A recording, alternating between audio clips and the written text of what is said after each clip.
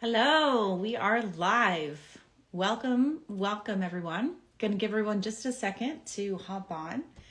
And today we're talking about the people pleaser, the good girl, and how to dismantle that forever so you are no longer betraying yourself and trying to keep everybody around you happy, because that will lead to a very unhappy life in the long term. Welcome, y'all. Thanks for being here. My name is Dr. Huli LaRocca. For those that don't know, I'm a medical doctor and I talk a lot about emotional resilience and wellness and the spirit mind-body connection to help you really be whole and healthy in all parts of you. Yeah, awesome. Great to have you guys. Okay, well, I'm going to go ahead and dive in. So, thanks everybody for being here. And this week we're really talking about how to dismantle this good girl energy and the people pleaser. So I want to dive into really understanding what this means, because it's actually a trauma response. It's the fawn response. So whenever something happens, there's the fight or flight, most people know, and then there's the fawn response and then the freeze response. So fawn response is, I'll just be nice, I'll just please everybody, I'll just abandon myself to make everybody else around me happy so that that way I stay safe. So I want to talk about what this looks like actually. And I'm just going to list a couple things off here because I can't memorize all of them. So it really looks like minimizing your needs, okay, for the sake of others, also known as self-sacrificing, overly self-sacrificing, downplaying your feelings, saying things like, oh, I'm fine, it's fine, when really it's not. Avoiding saying no, having difficulty setting boundaries or saying literally the words no. Avoiding disappointing people, so overly saying yes and committing to things that you can't or often don't want to. Making yourself small, not taking up space, talking quietly and softly, not challenging authority, and then also even pre-reading other people and their reactions. Even before anything happens, you're hyper aware, hyper vigilant, looking around to see where there's possible threats of danger by someone not being upset. So drop a heart if that's something that you've experienced in your life or something that's an ongoing challenge for you. I'd love to support you with this and love to know kind of where everybody's at in the room today. Welcome, y'all. So glad to have you here. So it's the nervous system perceiving danger, right? It's the nervous system thinking that, oh, if I can just be nice and calm and make everybody happy around me, then I won't be hurt. I won't be in danger. I won't be yelled at, screamed at, abused, or whatever traumatic or neglected, whatever traumatic incident happened in the past. It's really important to recognize this because if we want to heal something and make a change, we really need to also understand and have awareness of it. So that's why I'm going through these and listing them. I'm going to list like a couple other ones. You followed, cause I said I don't want any followers. Thank you. That's so cool that you followed anyway. I did say that and I did mean that. And, social media is really interesting. I'm digressing here from the topic, but I just think it's fun to go into this. I was getting too lost in, what I'm really trying to do online.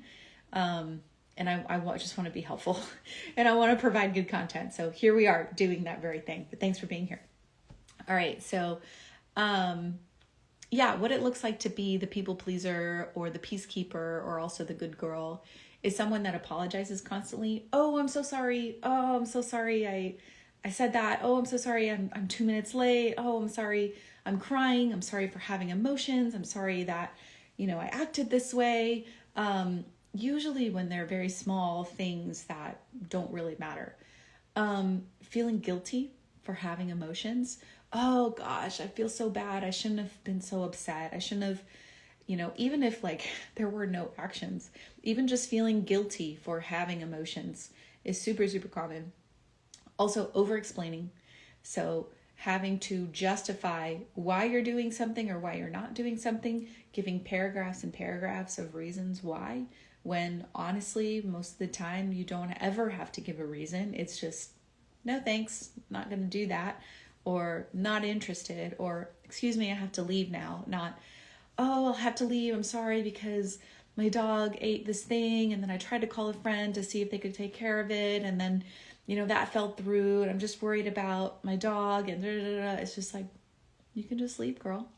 Everything's fine. Also, avoiding conflict at all costs. So, avoidant behavior. Instead of having a conversation about what's going on, let me just run the other way. Let me just find another solution, or keep quiet and stay in a situation that isn't aligned, just to keep the peace.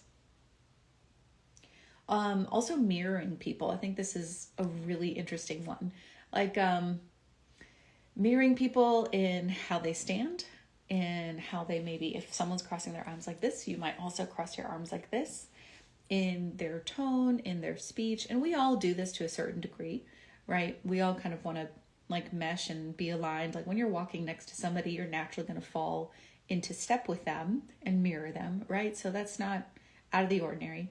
But where the good girl, the people pleaser, the peacekeeper takes it too far, is they basically, instead of two people coming together like this and finding that common ground, the peacekeeper will just go all the way to one side. They will just lose themselves in the other person, and often even change how they speak, change their dialect, even their accents, their clothing, hair, all of that to match the other person.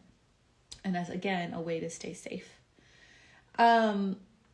Shrinking your needs so others aren't burdened. So feeling like a burden constantly, feeling like your needs don't deserve to be met, feeling like your needs aren't allowed, feeling like, oh, well, I can handle myself. I can take care of myself. So I'm just going to let them get their needs met. And instead I'll figure it out myself, right? Because I don't want to be a burden. I don't want to make anyone upset with me, basically is what that's saying. And then also, here's a really fun one, is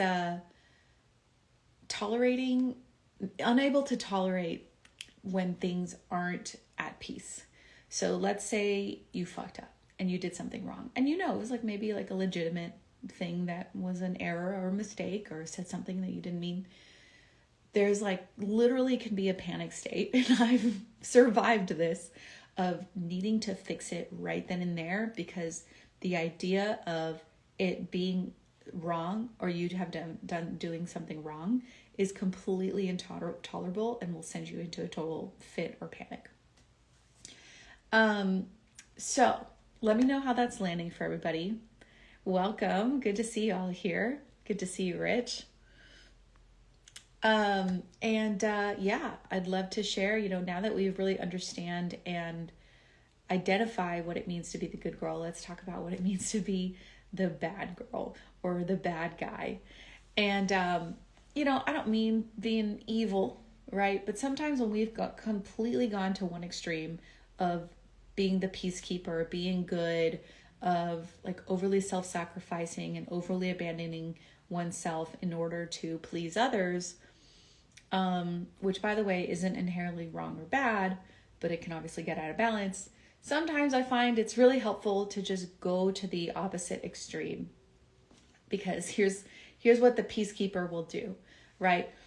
If the peacekeeper is trying to be bad and they're all the way over here and the rest of us are here, them trying to be bad is going to end up with them still being really, really, really good, right? So I want to talk about being bad and learning to disappoint people and seeing what happens, because we have to train our brains, and we have to realize that we're not in danger.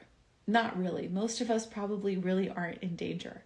And so if you can start to train yourself to take baby steps, to just say no, to just disappoint someone, even disagree.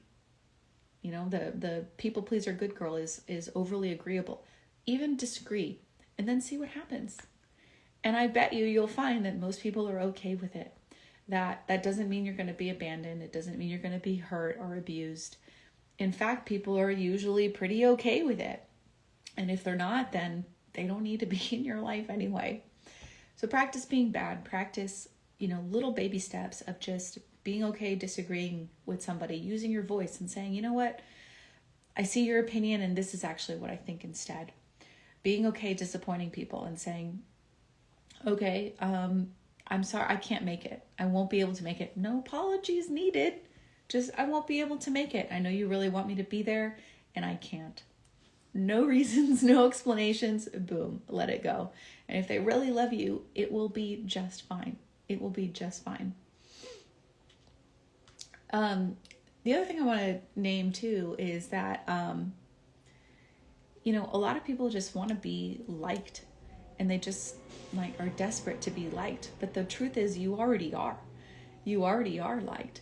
And so, I think what happens too is we end up trying to be a different version of ourselves in order to be liked, when really what it comes down to is just being yourself and being authentic and receiving that you already are liked, receiving that praise that, probably everybody's given you.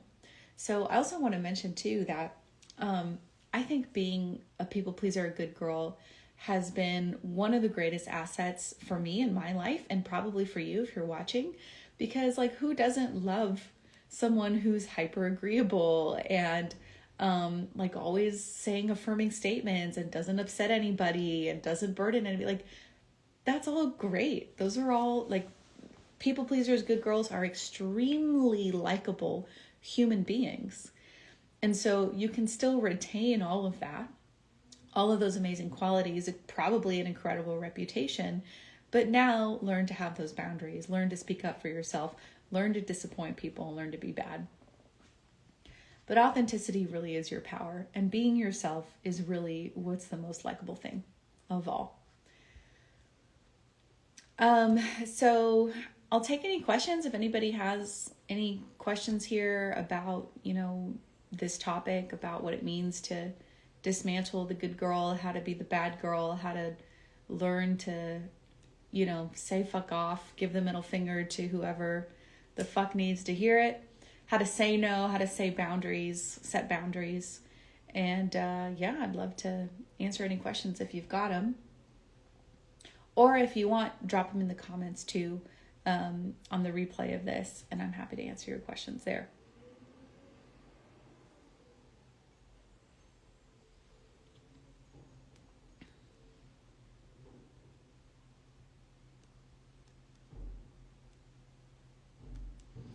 Cool. Well, not getting any questions right now, and that's all good.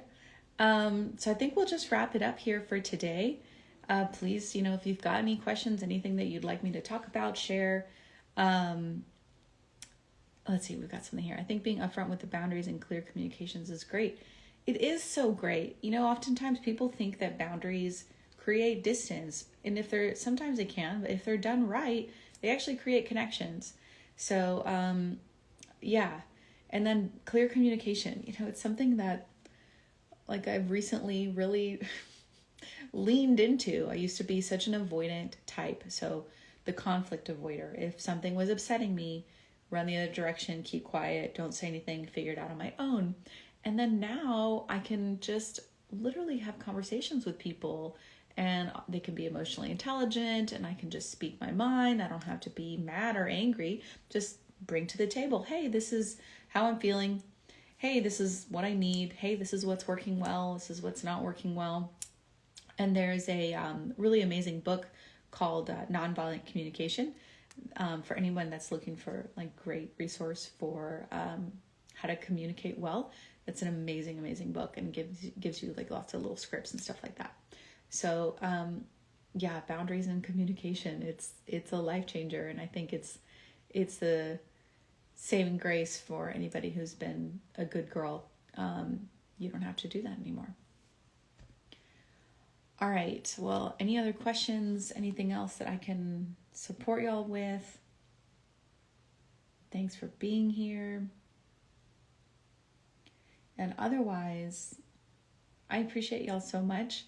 If you feel like this resonated, or if there's someone that you think this can help, please feel free to share it with them, send them my way. It helps with the algorithm if you comment, share, that way this can reach more people. I appreciate y'all being here so much. So go on forth, conquer your days, and put a little spice in there, like be okay disappointing people, be okay challenging thoughts and opinions, maybe ask for help, maybe ask for what you need. Practice this every day, and like anything, the more that you do it, the easier it's going to get. And I hope this was helpful to y'all. Appreciate y'all so much, and I'll see you next week. All right, much love.